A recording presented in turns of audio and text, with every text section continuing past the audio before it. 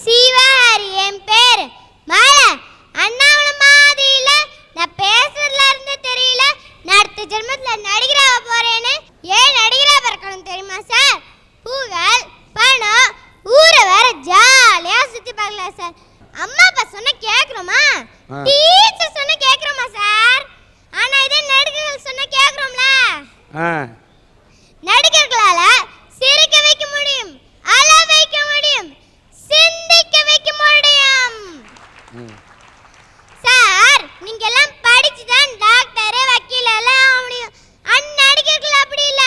நினைச்சா ஒரு படத்துல டாக்டர், ஒரு படத்துல வக்கீல், ஒரு படத்துல போலீஸ் ஆகும் சார். பட்ட கிளம்புறாங்களா? நீங்க எல்லாம் மிலிட்டரிக்கு போய் தான் துப்பாக்கி எடுத்து குண்டெல்லாம் போட்டு சண்டை போட முடியும். ஆனா நடிகர்கள் அப்படி இல்ல. நினைச்சா படத்துல துப்பாக்கி எடுப்பாங்க, சுடுவாங்க, போக்கிட்டே இருப்பாங்க சார். சார் எல்லாரும் பயந்து பயந்து தான் லவ் பண்ணாங்க. ஆனா நடிகர்கள் தைரியமான படத்துல லவ் பண்ணுவாங்க சார். சார் 40 வயசுக்காரங்க 16 வயசு பொண்ணோட டான்ஸ் ஆட முடியுமா? ஆனா இதே நடிகர்கள் டான்ஸ் ஆடுறாங்களா? 50 வயசுக்காரங்க காலேஜுக்கு போக முடியுமா? ஆனா இதே நடிகர்கள் போறாங்களா? சார் ஒரு சின்ன கிராமத்துக்கு போங்க, ஒரு தலைவர் போட்டோ காட்டி இது யாருன்னு கேளுங்க, என்ன பதில் வரும்? தெரியாதுன்னு வரும். அதே மாதிரி ஒரு நடிகர் போட்டோ காட்டி யாருன்னு கேளுங்க, டக்குன்னு வருவாங்க சார். சார் அதுக்குன்னு நடிகர்கள் வாழ்க்கையில கஷ்டமே இல்லைன்னு யார் சொன்னது? எல்லார் வாழ்க்கையிலும் கஷ்டம் தான் இருக்கு. நடிகர்கள் கஷ்டப்படுற அளவுக்கு புகழ் பணம் இதெல்லாமே கிடைக்குது சார். இதெல்லாம் புகழோட அடையாளம் சார். இந்த புகழெல்லாம் ஈஸியா பெறணும்னா ஒரே வழி, தனி வழி, அது வழி, அதுதான் நடிகராகிற வழி. அதனால அடுத்த பிறவிலையாவது ஆசை நிறைவேறதுக்கு சிறந்த நடிகராகவும் சிறந்த நடிகரை உருவாக்கிட்டு இருக்க நீங்க என்ன ஆசீர்வாதம் செய்யுங்க சார். நல்லா தம்பி, நீ நாளைக்கு நடிகனை பிறந்துடுற, நீ ஹீரோ ஆயிட்டான்னு வச்சுக்க. யாரை ஹீரோவை நான் தேர்ந்தெடுப்ப? இன்னைக்கு ஸ்ரேயா. ஸ்ரேயாவா? நேத்து கேட்டேன் நமிதாண்ணா. நேத்து நமிதான்டா, இன்னைக்கு ஸ்ரேயாங்கிற சார். எங்க படத்துல 2 ஹீரோயின் சார். அட்லி சக்க, நீ மகா நடிகன் ஆயிருவடா. அடுத்த பிரிவில் நடிகன் ஆகணுன்ற, ஏன் இந்த பிரிவில் நடிகன் ஆக விரும்பலையா? சார் எங்க அம்மா இந்த பிறவில பைலட் ஆகணும்னு ஆசைப்பட்டுட்டாங்க. அதனால எங்க அம்மா ஆசைய இந்த பிறவில நிறைவேற்றிட்டு அடுத்த பிறவில நான் நடிகராகிறேன் சார். உன்னுடைய ஆசை இருந்தா கூட அந்த ஆசைகளை ஒதுக்கி வைத்து விட்டு பெற்ற தாய் என்னுடைய அம்மாவுடைய ஆசையை தான் நிறைவேற்றி வைப்பேன் நினைக்கக்கூடிய அந்த உணர்வை நான் மதிக்கிறேன். வாழ்க ஐயா. இவங்கெல்லாம் இருக்கிறத விட்டுட்டு பறக்கிறத பிடிக்க ஆசைப்படுறாங்க. நான் விவேகானந்தரா பறக்கிறேன், அரசியல்வாதியா பறக்கிறேன் சொல்றாங்க. அதெல்லாம் அடுத்த பிறவில தானே. இந்த பிறவில என்னத்தை சாதிச்சாங்க? நம்மளா இருந்து சந்தோஷப்பட்டு வாழணும். அதுக்கு நான் ஒரு கவிதை சொல்றேன் சார். நேற்று என்பது உடைந்த பானை, நாளை என்பது மதிமேல் பூனை, இன்று என்பது கையில் உள்ள வீணை. அந்த வீணை மீட்க தெரியாதன பத்தி நம்ம எதுக்கு சார் கவலைப்படணும், கஷ்டப்படணும், வேதனைப்படணும்? என்ன பாருங்க, நான் எவ்வளோ அழகா இருக்கேன். நானே இவ்வளோ அழகுனா எங்க அம்மா, எங்க அப்பா, என் தம்பி, ஏங்க சார் நீங்க இங்க இருக்கிற எல்லாரும் எவ்வளோ அழகு சார். நான் இந்த அழகான பூந்தோட்டத்துல நந்தவனத்துல ஜாலியா என்ஜாய் பண்ணிட்டு இருக்கேன் சார். ஐயா, இப்ப ரோட்ல ஒரு வாழைப்பழத்தோல் கிடக்குது. மனசே 3 விதமா சிந்திப்பியான். என்னன்னு பாத்தீங்கன்னா, எனக்கு என்னன்னு போறவன்னு இருக்கிறியா, யாரு வழுக்கி விழுந்துடக்கூடாதுன்னு சொல்லி அதை எடுத்து ஓரமா போடுறவனு இருக்கான்ல சார். எனக்கு தேவை அந்த எடுத்து ஓரமா போடுறவனோட எண்ணம் தான் சார் எனக்கு தேவை. எல்லா விஷயத்திலும் எல்லாத்துக்கும் அடுத்தவங்களுக்கு உதவி செஞ்சு அவங்க படுற சந்தோஷத்துல நான் சந்தோஷப்பட்டு வாழ்ந்து இப்பிறவியே சாதிச்சு காமிப்பேன் சார், சாதிச்சு காமிப்பேன். சபாஷ். ஆதி மனிதன் கல்லை எடுத்து வேட்டையாடினான், அடுத்த மனிதன் காட்டை அழித்து நாட்டை காட்டினான். மற்றும் ஒருவன் மண்ணில் இறங்கி பொன்னை தேடினான். நேற்று மனிதன் வானில் தனது தேரை ஓட்டினான். இன்று மனிதன் வெண்ணிலாவில் இடத்தை தேடினான். வரும் நாளை மனிதன் 7 உலகையாள போகிறான். வரும் நாளை மனிதன் 7 உலகையாள போகிறான். 7 உலகத்தில் சார், 70 உலகத்தை கூட ஆளுவான் மனுஷன். என்னை மாதிரி கனமா டேலண்டா இருந்தா.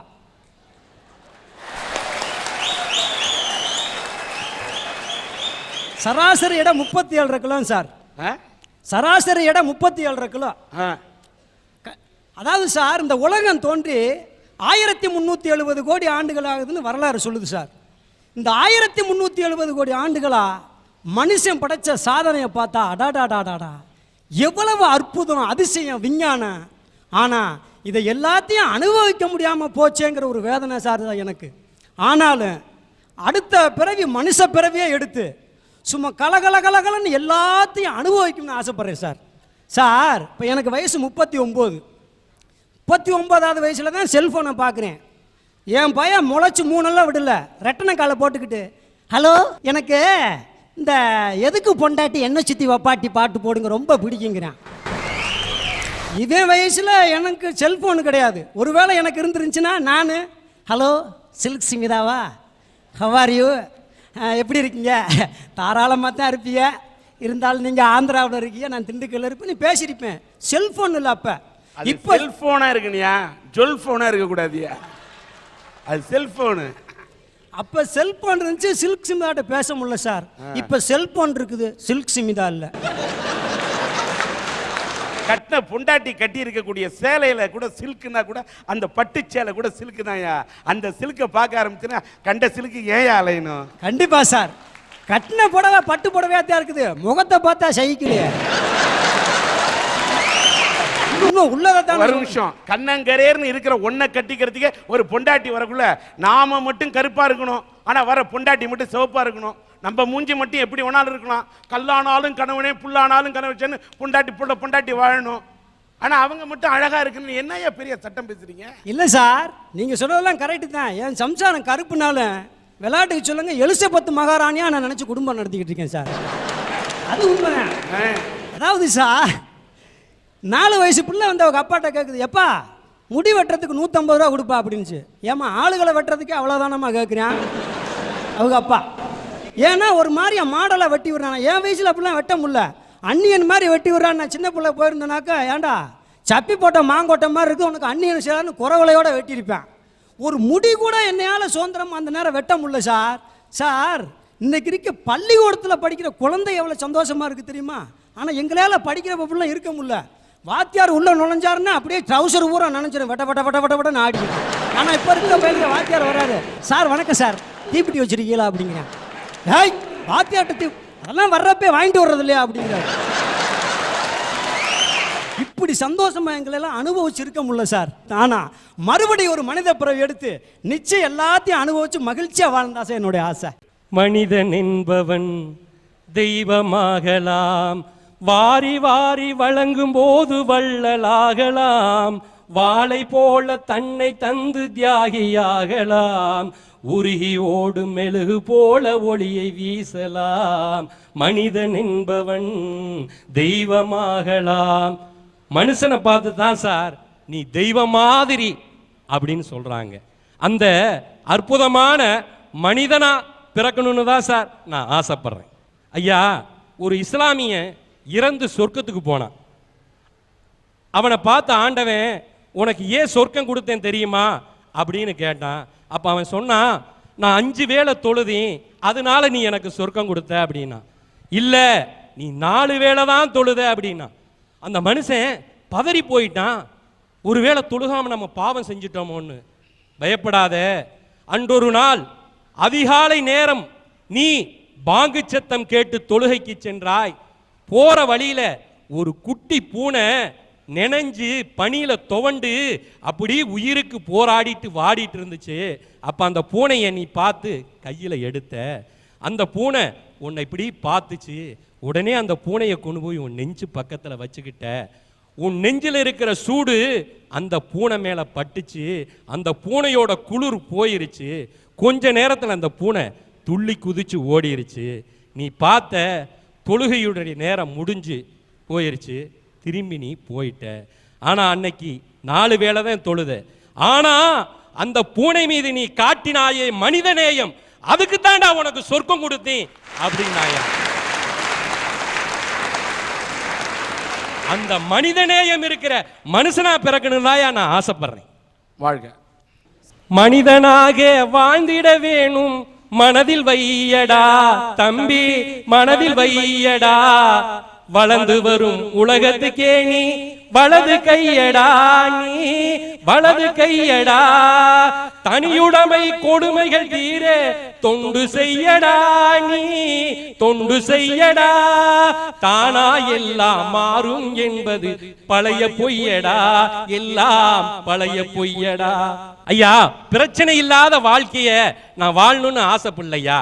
துன்பத்துக்கு இடையில இன்பத்தை காண்ற மனுஷனா வாழத்தாயா ஆசைப்படுறேன். உடுத்த உடை இல்லாம பாதி உடையை உடுத்தி துவைத்துட்டு இருந்த அந்த அரை நிர்வாண பெண்ணை பார்த்து தானும் அரை நிர்வாணமானானே காந்தி, அவர் மனிதர் ஐயா. அந்த மனிதநேயம் உள்ள மனுஷனா பிறக்கணும் தாயா நான் ஆசைப்படுறேன். சீனத்துருவி அவர்கள் ஒரு மாணவர்களிடத்துல பாடம் நடத்திட்டு இருந்தாங்க ஐயா. அப்ப அந்த மாணவனை பார்த்து சொன்னாரு, நீங்கள் எல்லாம் ஒழுக்கமுள்ளவர்களாக நல்லவர்களாக இருந்தீர்கள் என்றால் அடுத்த ஜென்மத்தில் இந்தியாவில் பிறப்பீர்கள் என்றார். சீனாவில் இருக்கக்கூடிய ஒரு துறவி, நீ ஒழுக்கமுள்ளவனா நல்லவனா நடந்துக்கிட்டீங்கன்னா அடுத்த ஜென்மத்தில் இந்தியாவில் பிறப்பின்னு சொல்றான்னா இந்தியாவின் உயர்வு எந்த அளவு இருந்தால் அந்த வார்த்தையை அவன் சொல்லி இருப்பான்.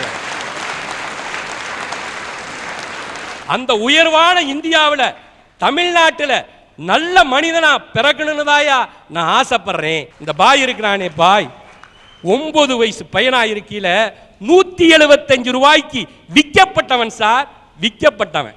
9 வயதுல எனக்கு பள்ளிக்கூடம் போகல, ஊரை சுத்திட்டு திரியினா, இவனை இப்படி விட்டா கெட்டு போயிடுவான்னு உறவினர் ஒருவர் என்னை என் தாயிடத்தில் சொல்லிவிட்டு அழைத்து சென்று மைசூர் தேவராஜ் மார்க்கெட்டிலே காய்கடையிலே 175 ரூபாய்க்கு விற்றுவிட்டு 25 ரூபாயை என் தாயிடத்திலே கொண்டு வந்து கொடுத்து விட்டு, உங்கள் மகன் நல்லா இருப்பான், பிரச்சனை இல்லை, நீங்க சந்தோஷமாயிருங்கன்னு போயிட்டார்.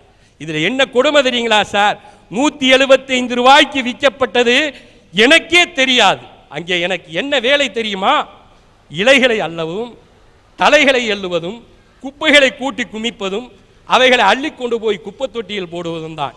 கொஞ்ச நாள் அல்ல, 2 வருடங்கள் அப்படி அங்க இருந்தையா. திருப்பி ஊருக்கு வந்தேன். சின்ன பையன், 10 வயசு 12 வயசு பையன், மொழி மறந்து போச்சு. அங்க பேசின மொழி தான் என் வாயில வந்துச்சு. எனக்கு பார்த்தா தமிழ் பேசுற மாதிரி இருக்கும். என்னை சுத்தி இருக்கிற பசங்கள்லாம் சிரிப்பாங்க. அதனால என்னால் அங்க இருக்க முடியல. திரும்பியும் வேலைக்கு போனேன். நீலகிரி மாவட்டத்தில் ஃபேமஸான ஒரு ஹோட்டல் கடையில் வேலை செஞ்சேன். சின்ன பையன், என்ன ஹோட்டல் கடையில் பெஞ்சு துடைக்கிற வேலை. அலுமினிய தட்டும் ஒரு வாழைத்தண்டும் கொடுப்பாங்க. அதை அப்படி பிடிச்சு இலை இழுத்து போட்டு வலிக்கணும். அப்படி வலிச்சேன்னா பாதி என் மேலே இருக்கும், மீதி தட்டில் இருக்கும். அப்படியே கொண்டு போய் போடுவேன். பாத்திரம் கழுவணும். பாத்திரத்தை கழுவும் போது சுத்தமாக கழுவிடுவேன். ஆனால் என் கையில் இருக்கிற கறி எனக்கு தெரியாது. மாஸ்டர் பார்த்துட்டு எட்டி உதப்பாயா, அப்படியே பாத்திரத்தோடு பாத்திரமா போய் உழுவேன். ஆனா அந்த நேரத்திலையும் நான் என்னுடைய குடும்பத்தினுடைய நிலையை நினைத்தேன், வறுமையை நினைத்தேன். அந்த நிலையிலும் மாசம் 50 ரூபாய் என்னுடைய தாய்க்கு என்னால் அனுப்ப முடியுங்கிற தன்னம்பிக்கை தான் எனக்கு தெரிஞ்சு. நான் கழுவி கொடுத்த பாத்திரத்தில் கறியை பார்க்கல, அந்த பாத்திரத்தில் என்ன செய்யறான்னு பார்த்தேன். இன்னைக்கு நான் ஒரு ஹோட்டலுக்கு முதலாளி ஐயா, ஒரு ஹோட்டலுக்கு முதலாளி.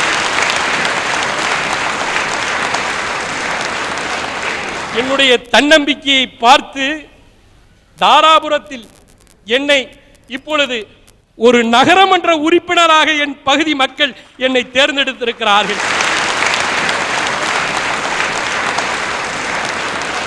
அந்த பகுதி மக்கள் என் மேல நம்பிக்கை வச்சு இன்னைக்கு என்ன அந்த தாராபுரத்தில் 5வது வார்டுங்கிற பகுதியில் என்ன ஒரு நகரமன்ற உறுப்பினராக ஆக்கியிருக்காங்க ஐயா.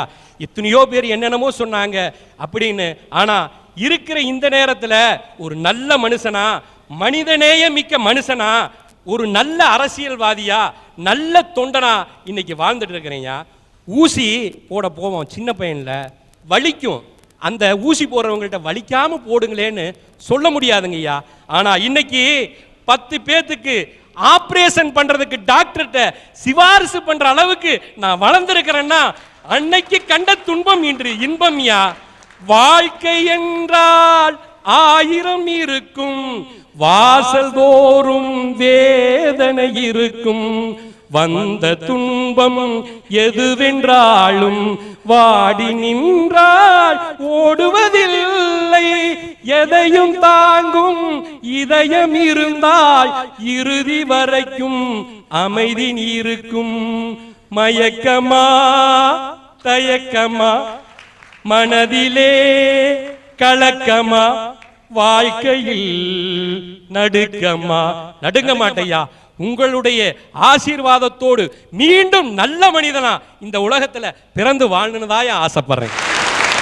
வாழ்க. அல்லாஹ் உங்களுக்கு எல்லா அருளையும் கொடுக்க வேண்டும்.